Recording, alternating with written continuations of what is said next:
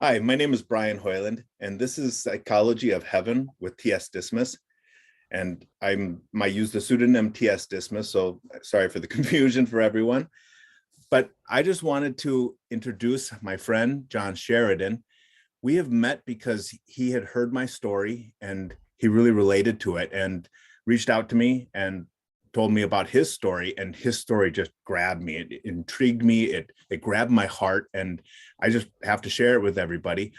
So I have John here with me, and John, I'm just going to let you take over and start telling your story. Well, thank you. Uh, Yeah, you're welcome. Brian, yeah, thank you. This is an amazing opportunity. It's just like I let God do things. My it's been a long journey. I'll be 66 here real soon, and so it all started. Well, of course, it all started at birth, but coming here with a purpose. So I'll go. I'll go back to when I was 5. Um, I've lived in a lot of trauma throughout my whole life. It came to a head maybe about a year and a half ago, um, and like I'm going to be 66. So at 64, I went into a rehab facility. Okay. But prior, going way back with the trauma I've experienced in life, and I won't go into the types of trauma, but it was enough to cause me a lot of problems. And by the time I was 5 years old, um, I just I had this I had this awareness of good and bad, and I couldn't stand what bad people did. I could hardly make it through an episode of Lassie, because it'd get too sad. So Yeah. my favorite show was Superman. He was like my archetype. Yeah. Yeah. and so I must have been watching, and I always loved. I had a little Bible. I went to a Presbyterian kindergarten Mhm. and used to go to a Presbyterian church, and I was just so wrapped up into it. Just amazing. The pastor and the choir. I would find myself crying. My parents would be sitting in the back row. I'd run up to the front row and I was just into the spirit.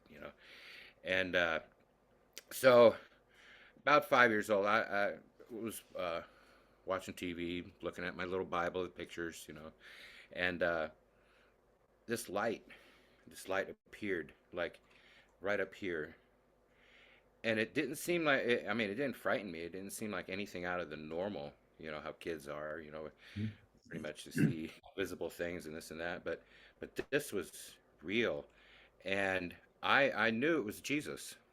You know, uh, I knew it was something very familiar, and I just started. I remember started talking. I said, I really don't like what bad people do to good people. You know, um, and knowing I was into Superman, I said, "Would you give me power like him, so I could take care of the bad guys?" Yeah. And he responded. He said, "Well, if I give you that power now, you'd end up doing bad things with it. There's a lot I have to do with you, but in the end, I will." Wow. So see, this kind of sets that stage, Yeah. because at 5, I was already kind of traumatized. Mhm. I don't remember. I've heard stories, but so time goes on. Very dysfunctional family. Um, I was bullied all the way through school. You know, Trauma sets the stage. So when I was in 11th grade, and I had started, I tried alcohol when I was in 10th grade, and then went in 11th grade. Um, I got in with the in crowd. Yeah. This was what year? 1972, 73 school year. So that's where my drug, alcohol, whole world started. Yeah. And for the Did you find acceptance there? Is that what kind of drew you to it? exactly, Yeah.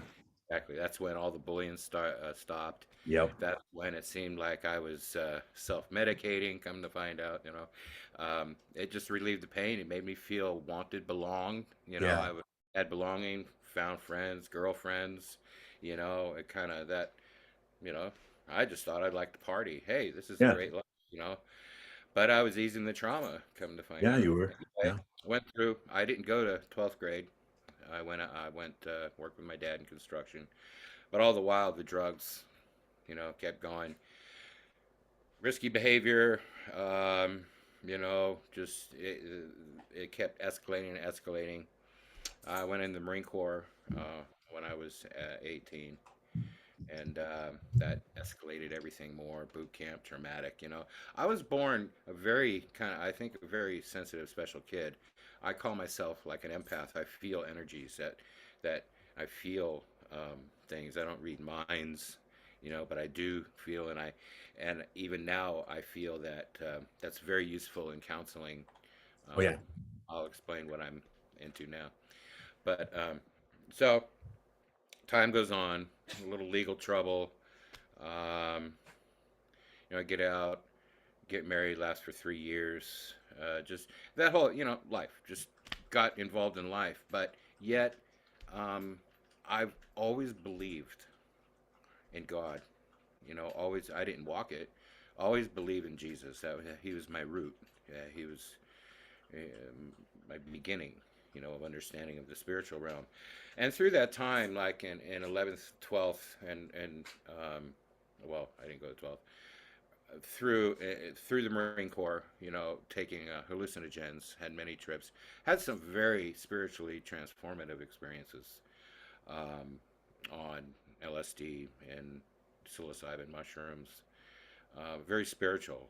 It's not like though we you did use them for entertainment. I had some times alone where I had some very spiritual experiences. Um, in fact, to the point to where um, I was walking home, and the sky just opened up, and I was way out there, and so it was like a council. When later on in life, when I reflected, it looked like a council of elders. Uh, Yeah. these old looking people, right and behind a table, and said, "You should not be here. You're Mm. where you should not be." Boom! Everything cut off. The sky Wow. closed. I was Were straight. you were you trying to have like a spiritual connection during that time, or did it just happen naturally? I've always sought in a spiritual realm. I've always Okay. sought in a spiritual way, even though I was messed up in the head. It was kind of, I was always reaching. I always had kind Yeah. of a spiritual basis. Like I said, my experience, my first experience, which kind of got dimmed as I went through life. But I realized, well, let me keep on course here. Otherwise, I'll jump off on bunny trails. Mm. So, um, going on and on. Um, I met her wife. I'm still married to, but we'll be 41 years. Oh, Went congratulations. a lot of this with me, Yeah. for what, 41 years of of this, Mhm. 40 of my addiction, 41 years of it, yeah. So had a family. It was okay. So in 1984, this started the um, trek out of it. Um, I came up to Lake County. I've been a musician all my life. My dad was a big band trumpet player. So when I was 10, I was starting in music. I played drums, played in the Marine band, Mhm. on and Oh, on. cool. Cool. So yeah, good duty. Yeah. Yeah, it is. but but as musicians go, they're really into intoxicants, Yeah. and so I built a fair amount of trauma. So had four children. I've got 14, 14, 16 grandkids. Lose Wow. count. Yeah. Yeah, but okay. So um, 2003, I had an accident that wiped my back out, and it popped my L4, L5 disc. Right leg went dead. That's when I got into serious into opiates. Yeah. And so having a family for about 6 years on the opiates. Afterwards, I was weaning off. 6 years, I wasn't there. I was absentee. A Yeah. lot of guilt, a lot of shame from that. My 9-year-old son, when I started, was 15 when I got my head out of the clouds. So a lot of trauma through that. In 1985, when my first child was born, I had stopped the street drugs, stopped slamming meth, stopped all the coke, all that, and alcohol remains. So alcohol all the way through. Wife and I started going to church. We wanted to raise our family in a Christian environment, and because I go back to my roots, Yeah. she had in it too, her dad. So we continue on.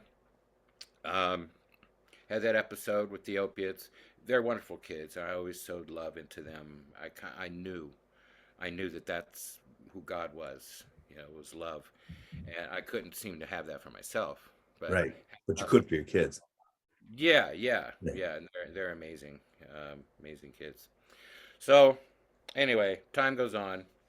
Um, really active. I start getting active in music. They had left the house for a while, and uh, a while ago, and I got back involved in playing in quite a few bands actually in the symphony.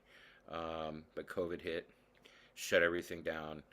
My alcohol use just rose incredibly, and as much as I prayed, I prayed, even through my opiate days, prayed and prayed this would, this cup would pass. Help me, take away this pain, and I'll stop taking the drugs. And actually, several times he repeated himself. He said, "Put down the drugs, and I'll take away the pain." Yeah. Well, Wow. at the end in 2000, August 2008, I went in the hospital. I almost died. I was in a coma for 8 days, Wow. and I went into rehab and got well from that. I had high blood pressure, and I can't say how long ago. It was about 5 years ago, maybe. I had a couple OBEs. Okay. So high blood pressure, insomnia, couldn't lay there, just thrashing about, questioning. Why are we here? What? This hard life already. I'm coming over 40 years of this. I'm abusing myself. I can't seem to stop. You know, and I said, what is this creation about? And it's like, boom. I'm in the cosmos. I'm in outer space. I see the Earth on one side right here, and it's kind of a darkish. Though the light from this end was beaming down, just this golden hue, and speaking telepathically, being told that this is a garden, the Earth, and it was kind of undulating, okay, and then little bright lights kept coming off into the ray, into the wave of light. And he said, "This is a garden. This you're in a spirit garden. I'm growing, and you're learning. You know, I'm growing spirits. I'm ascending spirits, and the ascended spirits were going back towards the light." So, okay, that was one, and I woke up, and it was like, okay, um, the one thing I felt, and not as much as the second one. The second one started out just like that. Um, both of them, more on the second one, and this is why I'm so drawn to NDEs, is the love, unexplainable. I Yeah. can't, no English word. And so the first one was, kind of the reason why we're here, what we're doing, we're learning. We're souls, and we're learning the lessons of life. But the earth is a being, and that's where he said that the earth is a living spirit, is a being. That's working. It's like in the book of Enoch talks about the spirits of the planets and life everywhere. Um, so second one was like that. It started out like that. Saw the same thing. I wish I was an oil painter. Um, and then what happened was I found myself right in the midst of the light, and it was like an orb. I was wrapped in an orb, and that's where that love was incredible. I knew, not that I had a review, but I knew the dark things I did in my life. I knew the people I destroyed. I knew the damage I did to myself. I knew what I thought. I knew the things I got into, and I knew that he did too. I knew Mhm. that God did too, and I felt he was here. He was watching me, you know, and there was no judgment, not at all. Yeah. He knew. Yeah. It was like there was nothing to forgive, and it was I was almost I felt myself going, how, why? This is love. Mhm. God is love. He can't but be anything else.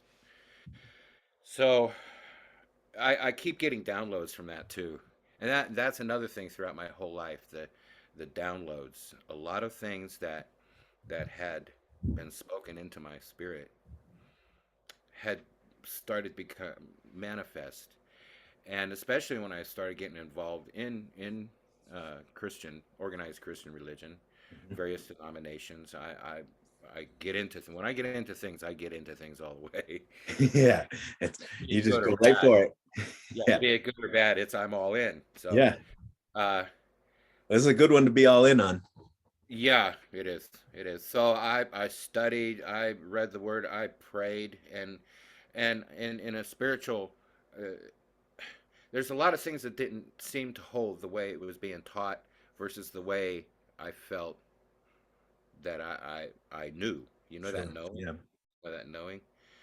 So I'd end up going, trying another version, Mhm. and denomination, and so things go on, and I start getting disillusioned, this and that, and that's where those OBs came in, and so I found myself not really going to church, um, but I was getting real toxic too. My alcoholism was getting just really bad. I Yeah. was projecting my ugliness on everyone, and I thought that that's what they thought of me, Mhm. kind of thing, and Yep. it was real hard. So COVID shut everything down. No place to play music. Sitting there drinking, had a bottle in my hand, and I was tormented. Um, um, so I was going, okay. For 2.5 years, my psychologist has been trying to get me in an inpatient. I kept putting her off because, hey, I'm living my dream. Yeah. I'm playing music. you know, I wanted to be a recording artist when I was young, but it didn't seem to play out. So, so I called her, and geez, within less than a week, I was in rehab. So my last date, my sober date, was August 11th, 2020. Congratulations. Thank you. And I spent 3.5 months in this amazing transformation center, Wow. and they were believers, of course. Well, that's good. Yeah. Yeah. I mean, they can't outright preach that, Right. but there were people who believed, and if you brought it up, they can engage. And Yeah. And I the, said, right. to myself, Well, and it's unwise for any therapist not to use someone's faith to the advantage of that person, because it's not about what the therapist believes. It's about what the patient believes. yeah, And but you're right, there's just too many therapists that stray away from that. So finding a believer that can relate to you is absolutely a paramount yeah, importance, because it really will affect your recovery. yeah, yeah.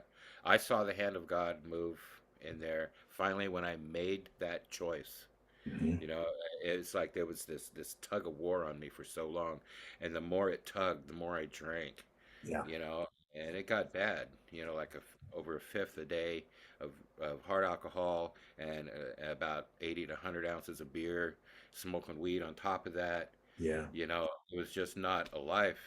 My wife has put up with a lot, and I'm not a mean drunk. You know, I just I would do it, black out, pass out, wake up, And just not be hated life. present. Yeah, hated life. Yeah. Um, even though I had everything going for me, Right. 2 degrees, playing music. I had everything going. Wonderful family, all the grandkids. I didn't. I hated me. I Yeah. hated. And that goes back to the trauma, doesn't it? Yeah, Yeah. and all what I perpetuated in myself, Yeah. the Oh yeah. trauma I caused in myself, Yeah. You and poured the all those gasoline on years the of fire. right, all the years of reprogramming myself with even worse stuff, Yeah. and Yeah. let the virus grow, not Right. not taking Yeah. Norton's antivirus through, yeah, or Jesus antivirus. Yeah. So, um, it's kind of hard, and I understand. Um, it's really helped me not judge anyone for anything. I understand why people can't believe in God, why they Mhm. have a hard time with Yeshua, and religion in general. I really do. Yeah. Uh, or anything. It what it did, what I believe he did, and what I found out in rehab, because my psychotherapist worked on self love and forgiving. Hmm. We don't have to go back and relive all that. Right. It's like love covers a multitude Yeah. Oh, of, yeah. of wrongdoings. Yes. Um, and and all through everything we got into, I just see the hand of God is, and you talked about the smile on his. I could just see his hand and his smile, everything Yes. going on, and the other combat veterans in there. Um, they, I shared in the morning. I said, "Wow, you guys, if you don't believe in God, what I see him doing. We start out in the morning with a devotion, non-denominational kind of devotion, Hmm. more of an AA devotion, Yeah. and what we start talking about and what the serendipitous events happen, the synchronicities happen in the morning. I say, watch this. This is going to be what we're going to cover today. This is going to be the thing that's going to be the Yeah. keystone in today's what God's doing in us today. And I saw his hand working on me, on the people.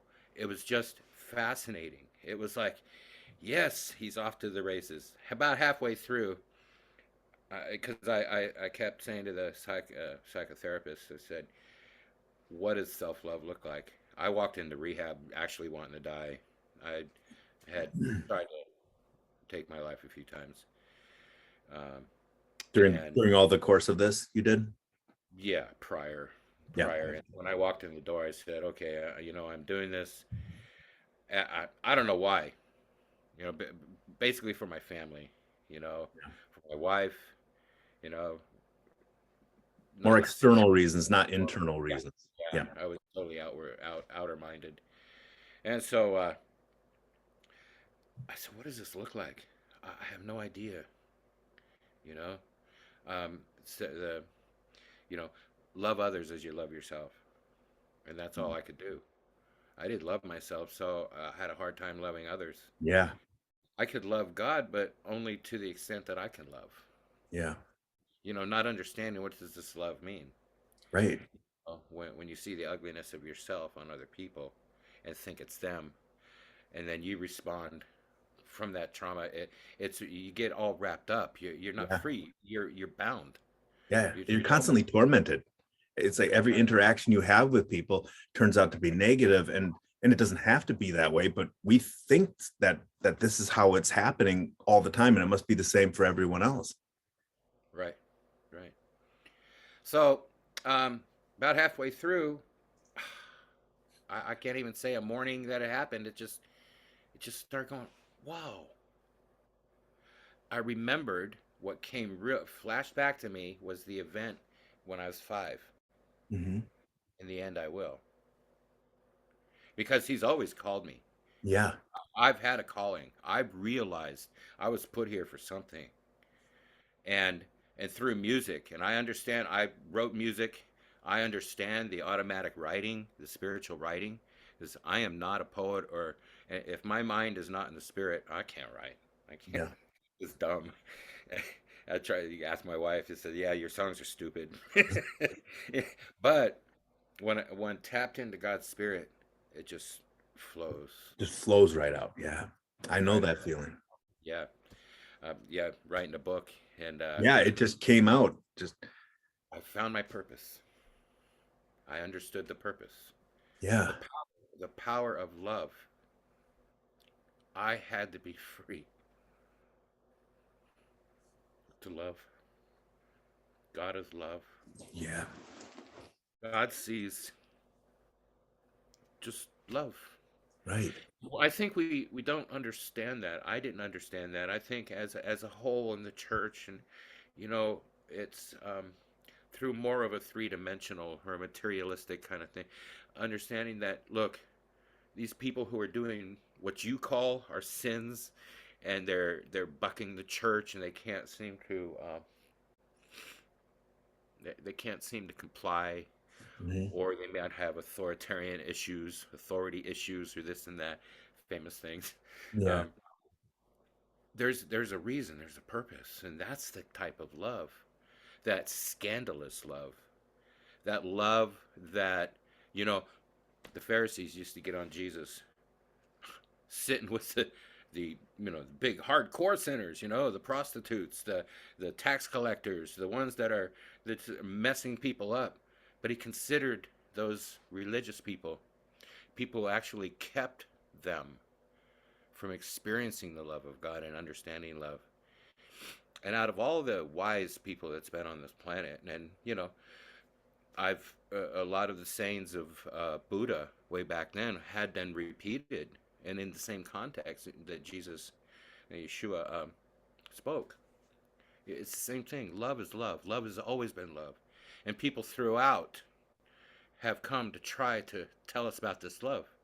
But here comes Jesus on the scene, and he brought the heart of the Father like no one else had. Mhm. Jesus is our God's our Father, our, has a father's heart. No one knew God as a father. Just as this far distant, if you don't obey this law, you're gonna get outcast and whatever, and then burn in hell, and never have any, be eternally tormented, and um, so that's where I see the differentiation in Jesus with any other. Yes, he's the Son of God, Mhm. but also he said that, don't you know you are all God's? He said that you are one. When I started, once I realized and started loving myself and started being able to love others with that, and then looking at their pain, feeling their pain, almost empathically, that understanding, that non-judgmental love, seeing, you know, really relating with their pain. And so um, I get out of rehab, and I knew my destiny. I knew what I was going to do. First of Yeah. all, I'm going for chemical dependency counseling. I graduate this end of this semester, spring semester. Oh, congratulations. Oh, That's thanks. awesome. But I'm working right now in a rehab center, Yeah. and it's pretty awesome. It's pretty awesome leading groups, really bringing that perspective of that love. Sometimes sit down in counseling, and they'll be talking, and I feel I'm going, okay, I don't want to cry. No, no tears. Come on, but I feel my eyes start water. I really feel the hurt and the pain. Yeah. You know, Yeah. this is the power that Jesus was telling me he was going to give me way back when I was 5.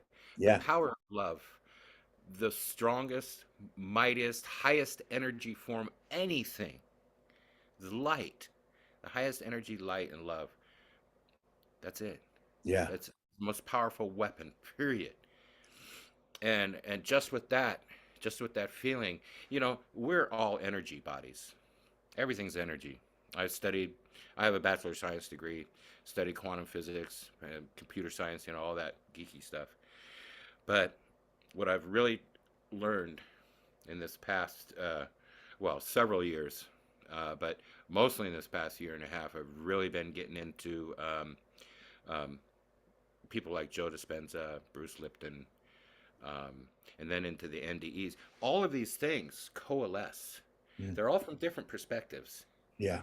They're all just little rays, all perspectives of the whole that come together, that define us and show that, first of all, in scripture says, there is no form. God has no form. He is that river, that wave, energy. He's energy, like Ezekiel, the river of energy, that some go in only ankle deep, and some knee deep and hip deep. Some go all the way in, immerse themselves in that huge energetic river that Yeah. flows from the seat of his power, that he extends it out, and everywhere that river goes there is life. Yeah. So, and we are channels of that. of that light. We are the light of the world. Yeah. He was the light of the world. He says, "You are the light of the world. Don't hide that light." Right. So this is the power that I had to learn throughout the 47 years of alcohol and drug abuse and the 60 plus years of experiencing trauma and living my whole life like this. I saw that. I left there seeing my whole life as a gift, Hmm. as a schooling, to understand what people go through. So, like he said, we could be Christ here. He Yeah. said, he was our prototype. Absolutely. We are his models. Yeah. We're his ambassadors. We're here, and he said you'll do greater things, Yeah. uh, on a grander scale. But that's kind of been hidden Yeah. through not realizing this or getting involved in real humanistic kind of religions that don't understand the whole Yeah. picture. You Yeah. know, I'm not dissing church. Church organized religion was a gateway for me. Was a stepping stone. Okay. Was a path. Yeah. And so, and it's nothing bad. People have their own paths Yep. and they aspire to what they're called to if they will. I just couldn't stay in that state any longer, Yeah. and so I look back at it. It's like been a call, a pull, pulled me, and all these events in my life I keep tying together, and I go, wow, Yeah. it is so amazing.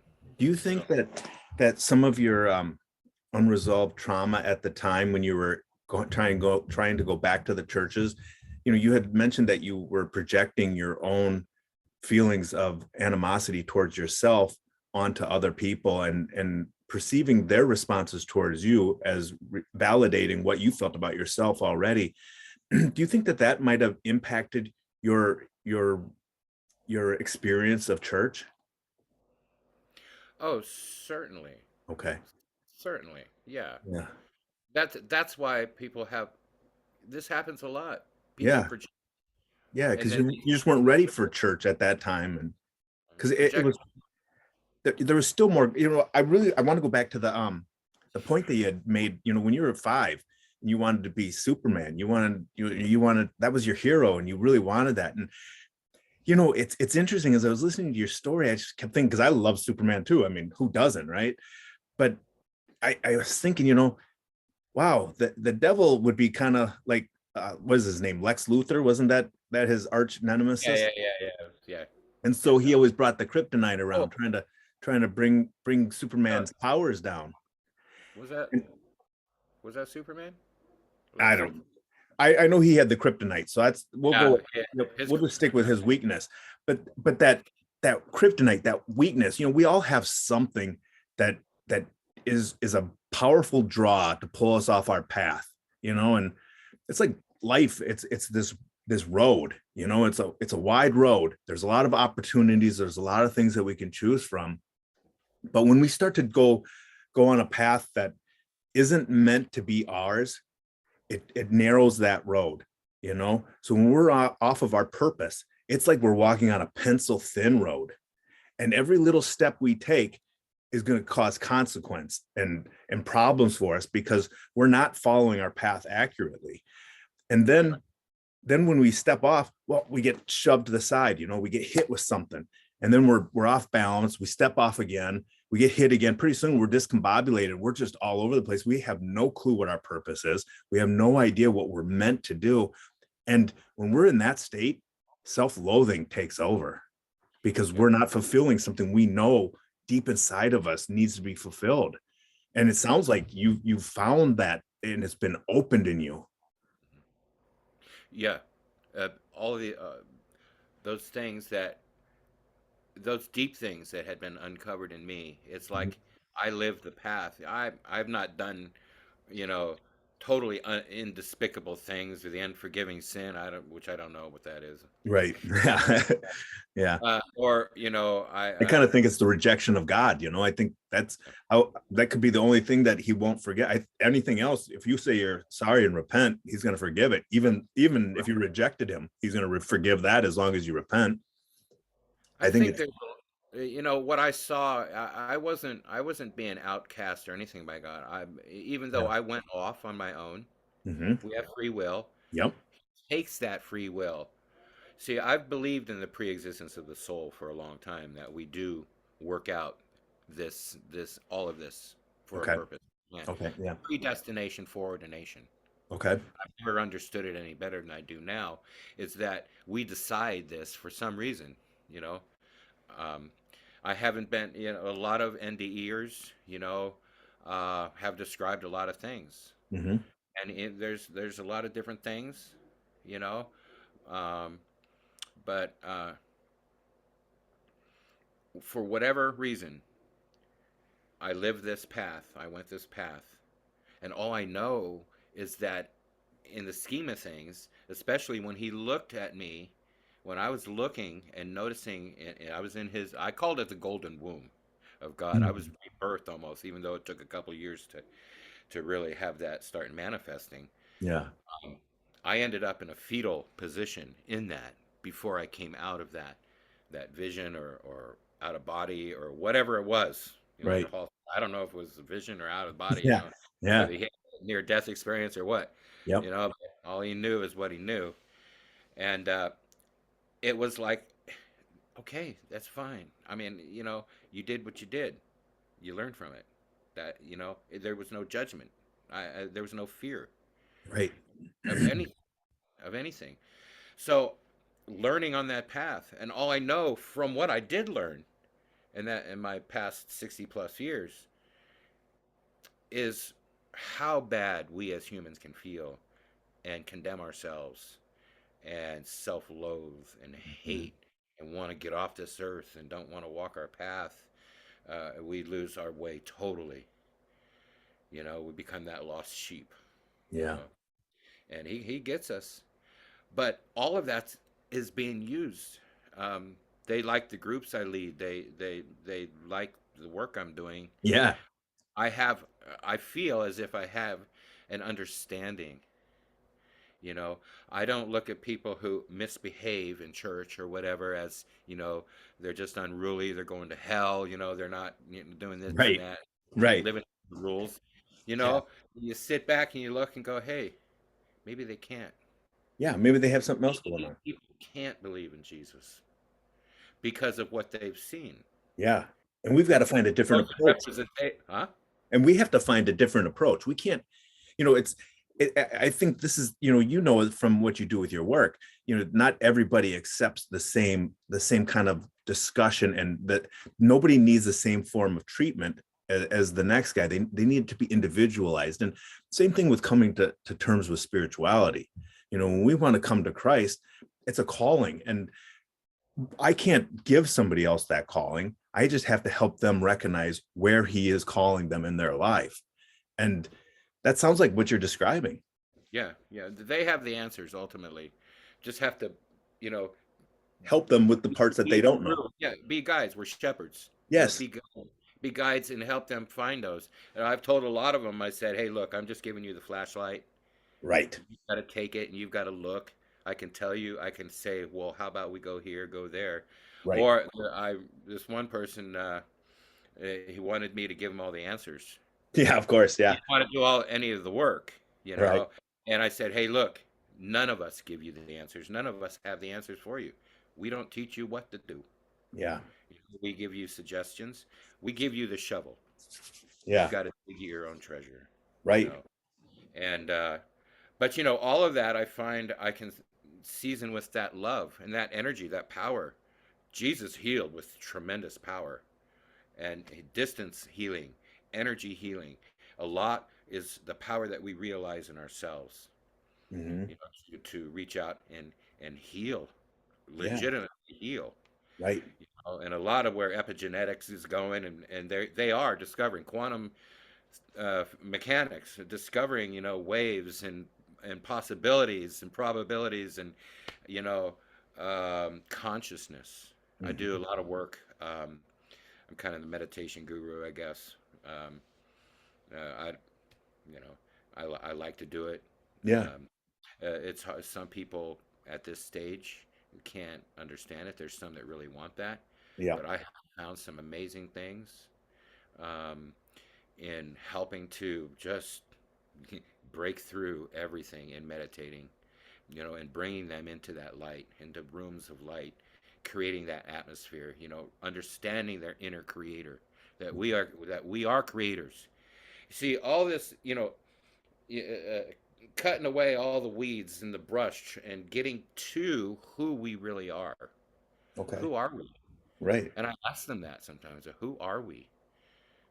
Are we just here to wake up and go to work and Right. pay bills and accumulate wealth, or no, not accumulate wealth? Yeah. Live in the bushes, live in mansions. Is this what life is about? Yeah. And have all this drama. Right.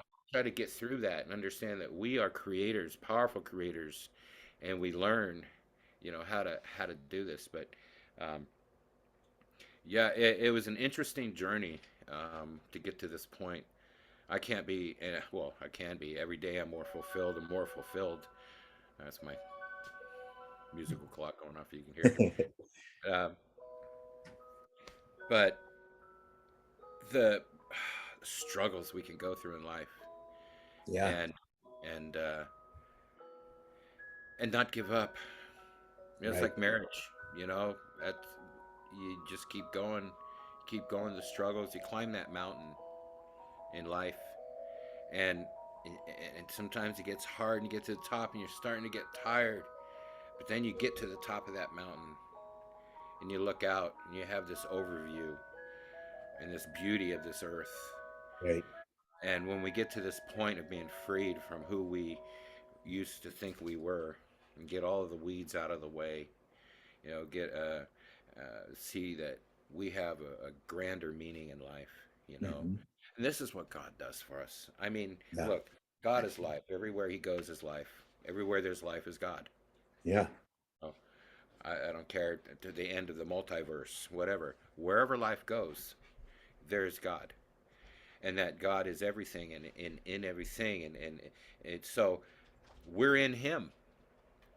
Jesus prayed that we are one, that we realize that we are one, you and I, Hmm. and all of humanity are one. One. I mean, think of that. We're one. What does that mean? And, they're finding out through science just the energy, the connections. We are one. Like Wi Fi. We're little Wi Fi units. That's a good analogy. Connected. And Yeah. even before, they have machinery, they have devices, should I say, that can measure now. They look out in space where there seems to be just darkness between the stars and all that.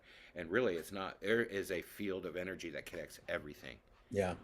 We're in the mind and heart of God. Inside that, Yeah. He's everywhere. Yeah. There's Oh, no yeah. Yep. not. Can't get away from him. David said that. Where should I go? I can go to the Yeah. Yeah. deepest part of the ocean. Yeah. Go to the far heavens, wherever, Right. and it's a hell. We You can went run there. away, but we'll just find him when we're tired because he's gonna be Yeah, wherever we're at. Jonah couldn't get away from him. Yeah. Yeah. And so there's a purpose for everything in life. Yes, there is. A purpose. And the destruction that we get involved in, the people that do harm to us, we do end up doing harm to others or ourselves. We get through that, you know, and He's there. That's the thing. He is there all the time. But sometimes we have planned this life to learn and to get to a point to where we become that person who is called and trained. Look, Moses, these people had to go their lives before they actually started assuming the purpose and started working out the purpose that they had planned for them, what they Right. came to the earth for. So we don't know when, but a lot of times we think we're lost cause. A lot of times the church just expels people because they're just lost causes. They don't understand that, look, they're going through a journey of That's right. their own to become powerful little creators, Yeah. powerful people in God. And if we cannot judge them, if we just love them through it and Right. understand there's a reason for everything. Yeah. You know, God loves all of us no matter what. Yeah. And we have to reach out to those people that are hurting, and the people that are, I mean, the Beatitudes is our example. We should be reaching out to everybody that Jesus tells us to. And those people who are often marginalized are the ones that are hurting the most, and Oh yeah. if we just reach our hand out to them, I mean, it doesn't even mean that you have to do a whole lot. Sometimes a simple smile can go a long way. It's just amazing what human kindness can do to another human being. And how many people neglect doing that because they're too busy, they've got too many other things on their mind, or they're connected to this phone or this iPad or whatever other device they're on, that we don't even look each other in the eye anymore. I mean, I've been to so many conversations in the last few years as I've been trying to recover, and I've even been with medical professionals who don't even look you in the eye. They're sitting there typing on the computer the whole time. I'm like, I'm getting great care here. You don't even know who I am. Yeah, real love You're on connection. you're on the computer. You don't even know my file. So at least you should be doing that, right? But they don't even do that simple connection so that a person can feel like, hey, I'm being heard and I'm being recognized, and we're working through something together. I'm not just on my own. And those people who are marginalized, they feel like they're castaways, like they're on their own. And Yeah. you described that a lot in your story, that you just felt like you were just thrown aside. And what does that do to somebody to feel that way for their whole life? Yeah. No, yeah, I threw myself aside too. Yeah, you You know, did. That's what it does, doesn't it? yeah, yeah. You start throwing yourself away. Yeah. Yeah, you You hear it start, long enough, you start to believe it and say, well, you know what? I'm everybody else says it. I must be this way. I'm just going to go ahead and just live my life then. I'm not going to worry about it. And then people give up and they just let whatever happens to them happen. And that's really sad, because that's a hard thing, and that does not make God happy. And people can make all the judgments they want. Well, this person, they need to fix this or they need to fix that, but that doesn't mean we don't show them love. right. We don't have to, if it's, sometimes parents will do it, sometimes teachers will do it, who knows, right? You can name the person and they'll have the reasons for it. This person violated this rule. Okay, hold them accountable for the rules. There's no problem with that. Right. Justice must be served, but justice doesn't have to be this angry thing that points this finger. When I work with clients who break rules, they already knew. I had them sign a contract when we came in. We know what the rules are beforehand. And I just simply work through it with them. And I tell them, look, this is the rule. Here's the consequence. We already agreed upon it. I don't have to feel angry about it. It's not a personal attack on me that they violated the rule. There's something that's hurting in them that caused them to do it. And I'd rather find the solution to that than simply cast them off. Right. Yeah. Addictive behavior. Yeah. Addict, you know, emotionally disturbed. I mean, we're a dual diagnosis, co-occurring facility. So we work together on that, but it's behaviors that you should come to expect. Yeah. I mean, you're not surprised or blown away. You should be. Hey, God knows what to expect. He That's can't. right. We can't surprise him. Nope. No. Nope. He's The already trouble, seen it. yeah. The trouble is, if we've been programmed from birth for those first 6, 10 years, we've been programmed certain ways, and that's how now the rest of we've got to try to adapt and try to get out of it. So life is a whole process that um, some understand, and I Yeah. think in the field of counseling and human services care that way, we understand that this is the status quo. Addicts will be addicts. They will act a certain way. It takes a long time. Rehab isn't going to fix them in a month or 2 or 3 necessarily. Been using a long time. They've been traumatized. But I found if what I do is seasoned with this love and this empathy, because people may not necessarily consciously feel it, but when you exude that love, when you truly love, when your heart and your mind is balanced, and you've engaged your heart and you really care about the person, there's a lot, not a lot you need to say. You need to listen. Yeah. Be quick to listen, slow to anger, slow to speak. You know, there's, God's wise. Oh yeah. Oh yeah. He said this stuff for a reason, and so uh, that's what heals people. And Mhm. they don't understand. They're getting this love. They're getting washed with this love. Just like Jesus didn't have to say anything necessarily to you, but you felt this Mhm. incredible love. I felt this incredible love, and not much was said. It was just this exuding of this non-judgmental love that, wow, that every single person who's experienced it has a problem describing. You know, I'd love to continue feeling it. It's even hard to feel it in this realm. How I felt it there. Love that. I used to go to the through this NDE envy. You know, I don't- Mhm. but you really, you don't have to have one. No, you don't. You don't. I've found through meditation you can have the most amazing connections with God. And Yeah. I think that's where prayer was when prayer shook the upper room. Mhm. Um, Peter was in a trance before he saw the sheets of unclean animals, food came Mhm. down. He was in a trance. I Yep. think when we get back to understanding really what prayer is, Yeah. meditation, we gain that connection. Yeah. And that's what I try to do in meditation, but it takes a while for people. Yeah, it I work does. uh, Especially with people that aren't familiar with it and have never really gave it a shot. And I really get into I'm Catholic, so I like Catholic saints. And I get into the Catholic saints who had really good prayer life, and it's always about that meditation, that that higher level of prayer where it's an actual union with God, and when I read what they write, I'm like, wow, some of these people never died and went to heaven and came back.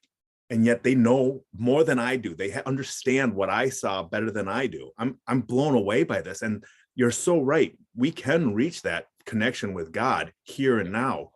It's just a matter of us putting in the work. That's why God told me, Jesus said, hey, look, you got to pray more.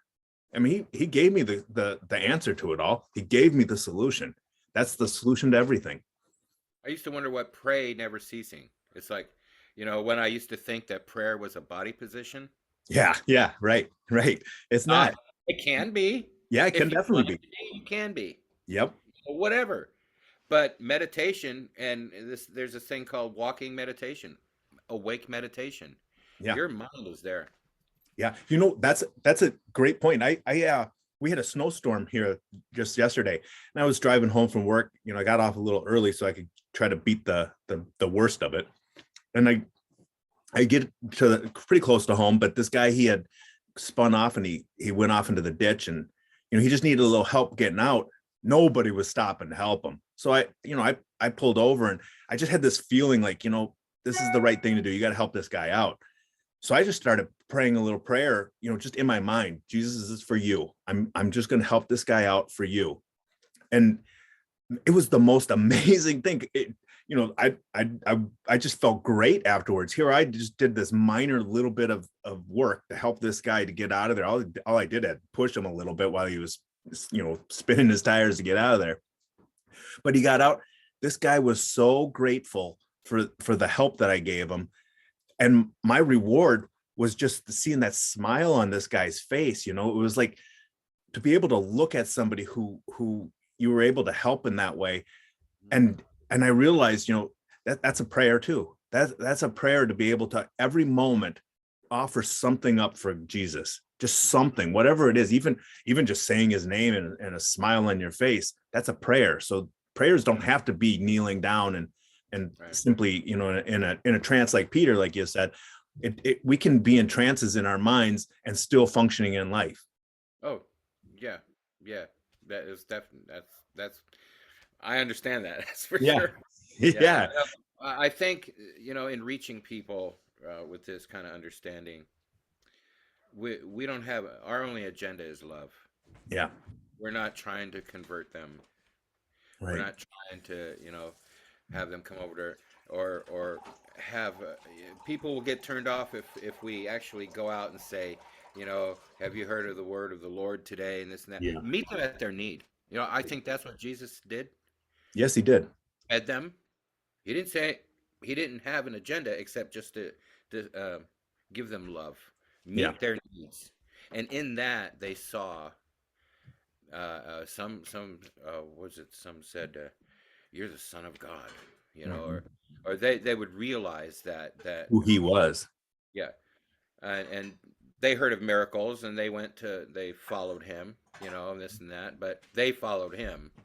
Right. You know what I mean? Yeah. He validated himself through love. Yes.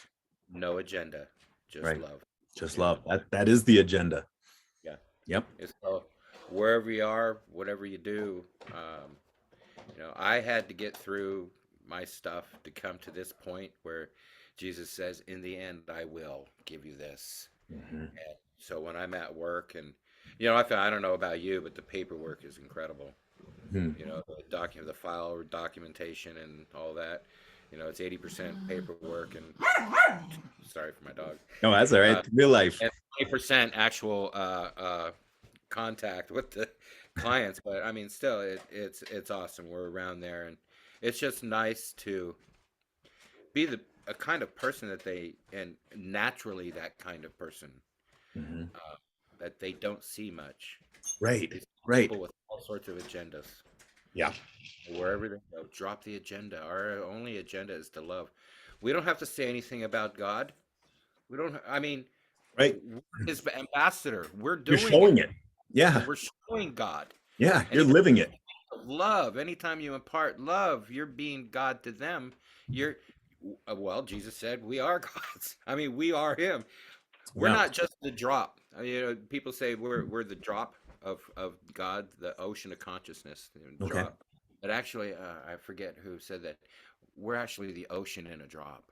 Hmm. All the fullness of the Godhead dwelt in Jesus, and Jesus dwells in us. What does Yeah. that mean? All Right. the fullness of the Godhead dwells in us. Hmm. But we need to believe. Yeah. Doubt, you can't have that awareness, and then you can't have that power of knowing that when we stretch forth our hands, that there is powerful energy. Scientific devices nowadays can measure energy exuding, energy of thought, energy of our heart Hmm. itself. 8, 12 feet away, they can measure heart energy. Yeah. So, You know what's really that interesting is that you were describing how you were disconnected from God, and he had said that I'll take this pain away when you quit doing these things, and that's incredible. That as soon as you stop doing it, all this wonderful change has happened in your life, and that's I think that's the way it is when we participate in God's will. That's when the blessings, the graces come flow through us, and kind of going back to that river like you were talking about, he will flow into us. When I was in the light, it felt like this flow of love. Like I described it, you remember in the video, as like I felt like a straw, and he was just his flowing in and flowing out, but I was never depleted. That's like a riverbed. It's never depleted. It's constantly flowing. And the beautiful thing about God is he doesn't have a drought. His flow will never end. right, exactly. No, and that's when we understand and see. He said that his glory will fill the earth. Yeah. And though we are having a clash right now of light and dark, Yeah. a major clash. See, in this world of duality, good and evil, hot, cold, black, white, whatever, dark, good and evil. It has to. It has to. Mhm. We have to experience that darkness to understand the light Yeah. and the goodness and the love of the light in the dark. But and we're told, he said, what as sin increases, so does grace. Yep. Grace even more abounds. Right. Okay. And that's what's happening right now. Is this clash? It's just like the volcanoes we're seeing happening everywhere. The earth is in revolt right now with all the fear and the energy of the hate and the Mhm. fear and what's going on and the murders. Remember when Abel's blood hit the earth cried out, Yeah. the earth in a being. It's Yeah. revolting right now with all this energy. Everything is energy. We know that. We're made up of energy. Right. Everything is energy. It takes energy to create the chemicals that flow through our body. Yeah, So, you're right. You're right, John. It's like you walk into a room when somebody's in a bad mood, you feel it. yeah. And so you're sitting there with a client and you have this overwhelming love going, man, I I want you well. I want you to know the light. I want you to know love. It's like the love chapter in Corinthians 13. You know, love. You could replace that word with Jesus. You replace that word with Yeah, you could. love. God keeps no records of wrong. Yeah. We don't. There's no condemnation for those in Christ. The message of Christ is love. Yeah. It's the love of the Father. Is to explore or explain God as our Father, trying to because they didn't, they like I said, they didn't believe God was that close or He was that intimate with us, and we didn't know at that time. Humanity didn't realize that that's in us. Mhm. Christ came to show us that we as humans are Him, are part of Him. You know, Jesus was our prototype, was our example. He's the first fruits of what? Mhm. Of many of Yeah, us. that's right. We're like it. And so we're with this battle, this clash, and I believe for a long time now, at least a decade, that we're in an awakening. Many people believe that there's a physical return of Christ. It doesn't matter to me what I believe. It's an awakening of Christ in us. He's already come. He's in us. Okay. Massive awakening to our power, the power of good, of love, um, that's going to overtake, and in that, the glory of God's going to cover this earth. Yeah. When people realize, that we're fully man and we're fully God's. You Yeah. know that, of course, in the old days, that would have gotten me beheaded. Yeah. There's still you Yeah. excommunicated from various places going, Right. Yeah. Jesus, he said, oh, he claimed he was God, you know? Yeah. Yeah. I have gotten in trouble in the past in the various denominations and pastors I would go up and try to talk with and ask questions and very inquisitive. I want to know. I'm getting these downloads and I'm reading and it's in scripture, but they're explaining it in a way that's more of a humanistic level Mhm. understanding, three-dimensional understanding. But so I always used to get in trouble. I still do. Yeah. Well, people get a little wacky and rigid about the rules, and the reality is that you know God is so beyond us as human beings, and He knows our hearts. So even if we are stating something that's not completely accurate, and He knows that we're just ignorant, beings. We're like little children to Him, and He doesn't hate us for being ignorant. He's going to No. teach us the right things, and it might just be something that we have to when we see Him. We're going to be like, oh, I get it. I see what the truth was. I was mistaken on this. He's not going to hold those kinds of things against us unless we're consciously trying to be rebellious. Right, and I don't think that's a huge amount of people that are that Yeah. way. Yeah, there's people, you can almost usually pick people out who are deliberately, just for whatever nefarious reasons they want to get power or, glory for themselves, but most people are hurt, like what you would describe for your life. Most people have been, life is hard. Life isn't easy. We weren't even meant to be like this. We were meant to be in the garden in communion with God all the time. Their death didn't enter in until they took that apple and ate it. When Adam and Eve did that, that was the consequences. Now, okay, here's your free will. I gave you guys free will. Now you get to enjoy life, but you're going to have to do this, through your own decisions. Right. And Sweat of We your brow.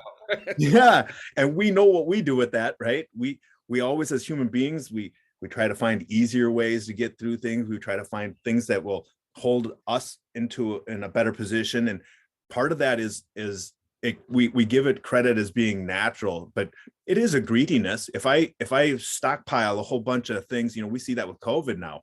People were stockpiling things and they deny everybody else.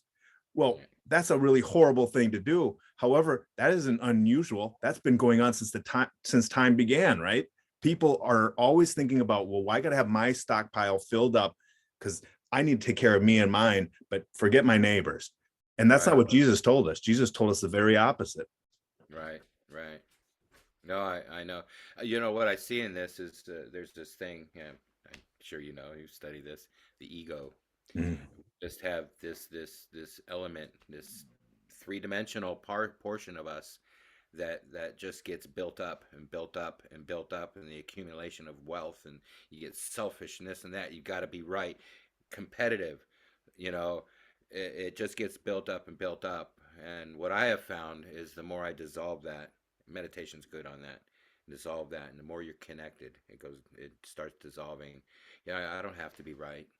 Right, right. So, um, uh, so and that's what a tough lesson for me, especially when it comes to scripture and doctrine and dogma and this and that. And one hand I say someone else wants to push theirs, but then I'll argue back to them. I used to get in so many debates and all this, Yeah. and that's tiring. Yeah, it is tiring. Like you're saying, it doesn't matter, Right. really, huh? Yeah, let's just, that's what I always think, when I talk to people and we start to get into a little theological, conflict, I always say, let's just stick to what we agree on, and then we can work out some of the other stuff. But it's love. If we can all agree that God is love, then everything else really doesn't matter. The other stuff we can learn that, but we have to be able to accept that he is love. Otherwise, nothing else is going to follow. If we don't get that one point, it's all lost. Right. I think of how will we unite as a humanity, being so separated, segregated amongst all these different belief structures based on geographics, cultural diversities. How if we're demanding everybody come to our side? No, we're right. No, no, we're right. No, we're going to kill you if you don't accept our ways. You know, that's not going to work. So, what I thought of so far was, we've just got to be willing to understand that a person is going to worship their way. We Yep. should be able to sit and commune with people of different beliefs. Mm-hmm. There's one common factor, and the most important factor, I believe, is that people have love. There's Muslims who love, Hindus who love, Buddhists who love. Sometimes Buddhists are the most loving people, you know. But there's also unloving in all of them. Mm-hmm. There's loving Absolutely. in all of them, unloving in all of them. There's ones that seek agendas, try to get numbers and this and Yep. that. Hey, drop all that. That's Yep. ego. That's right. Drop all that, and it's just come to a point to where we're going to be different. We are different. We are Yeah. different. Yeah. Even people in the same denomination have different versions Right. of. So, Yeah.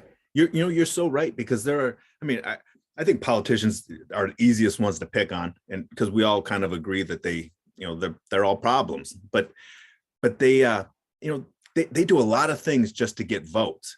So they'll take on all kinds of things. They'll talk about all these different activities they're part of, and they don't really do much volunteering. They just say they do.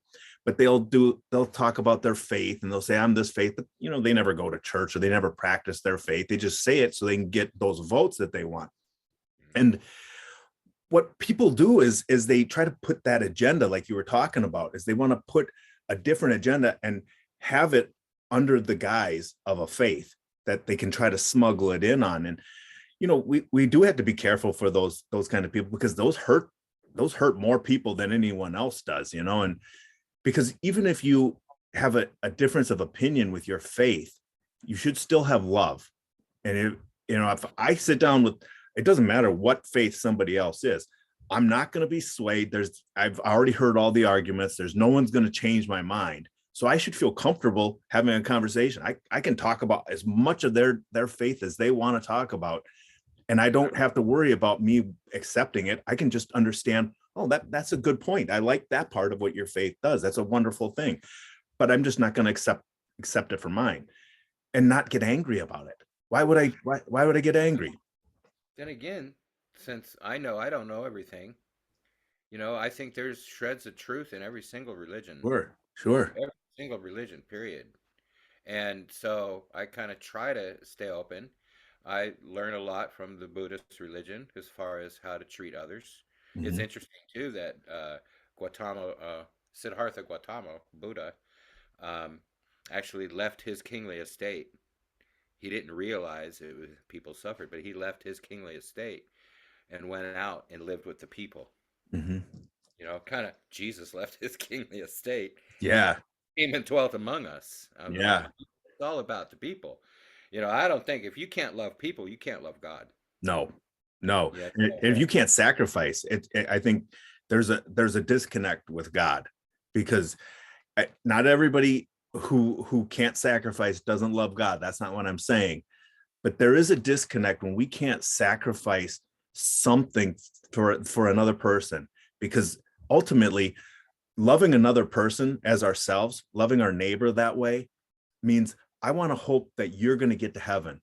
And I got to try to do whatever I can, whatever's in my power to help you to get there. And sometimes it means I got to shut my mouth. I can't rebut you. I can't condemn you. I can't do something that is going to harm you, because if you walk away from God, how am I being a good messenger for him? Just because I had a negative interaction, I'm representing God, and I'm giving God a bad taste to you. That's not the way God tastes. God is wonderful. He's joyful. I've been around people with their agendas pushing God, and I've seen how it worked, and it didn't. Yeah. Working with their understanding and felt that this person was not going to go to heaven because they didn't believe the way they believed. Yeah. Drop that. As a people, we got to drop that, and just go. My empathic love for you, the amount of love that I can exude as an energy form, as a real energy upon you, Yeah. connects us, That's and we right. love each other. And I tell people before you try to evangelize, you need to make sure you earn their respect to Yeah. do Yeah. live You have up to. live up to it, before you want to try to pour your agenda on them. But love is what heals. Love heals. Yep. That's right. Love is the healing balm of Gilead. That is. Love, It's the medicine. yes. I just want to give you the chance to say one last thing, whatever you want to say to people that they're going to be watching this video, to help them in that whatever state or whatever condition they're in right now. They're hurting. What can you say Right. to them? You know, coming from hurt, first of all, I understand. Yeah. I understand that first of all, it's hard to be loved. It's hard to accept the love of other people. You've maybe have seen a lot of wrong happening and a lot of things happening in the name of Jesus or in other religions that just didn't seem right, and you've seen them hurt people. You've been hurt by people. You've possibly hurt people. You might not think really good of you, and it's really hard to break out of that. And there's really no formula. It's just looking to the light, looking to the ultimate love, and just opening your heart, saying, "Okay, I've tried everything. Nothing's working in this life. I don't feel like ending it all. So, please just do something. Mhm. Let that love open. It's like taking a dark room. It's been dark for a while. It's really sunny outside. There's a lot of light, and you just open those curtains, and the light comes in. You know what that feels like? That feels good.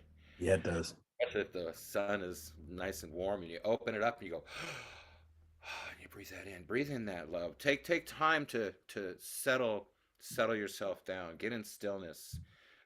Get away from the drama. Set yourself in a quiet place, because that's where you're gonna hear spirit speak. Yeah. In a quiet place. We busy ourselves in life, so we don't make Yeah. ourselves vulnerable to that quiet place. Yeah. People Because are uncomfortable with that. yeah, Well, and trauma and being uncomfortable and fear is the known, and the unknown scares us. Yeah, But that's there right. is a way out, you know. Uh, Love is the answer, and just open your heart to love. Like I said, there's no formula. You've got to search in, but we can't search when we're busy in life. You know, say, God, show me, and He will. Maybe not right then, sometimes right then, but through little things that'll happen in life, we call serendipitous events or synchronicities. When you make yourself sensitive to that, when you really want out, when you've hit rock bottom and there's nowhere else to go, Yeah, accept help, reach out for help. That's what people are for. Reach out for help and just love. Love is the answer. that's it. True love.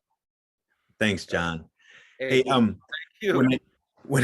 I when I end this, it's gonna stop the video, so I won't be able to well, maybe I can try this. Right? I'll see if this works, but if not, if we get disconnected, I'll just text you and let you know the rest of what I want to say off air. But I'm so grateful for you coming and sharing your story with everyone. I think this is, we're sharing love. That's what we're Yeah, doing.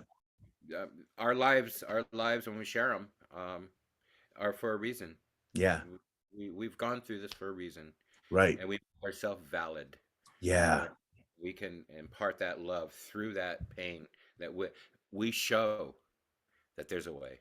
Yeah, there's a way out of that darkness, and we're not afraid of it anymore. And people don't have to be either. We know what the answer is, and we're willing to help them find it.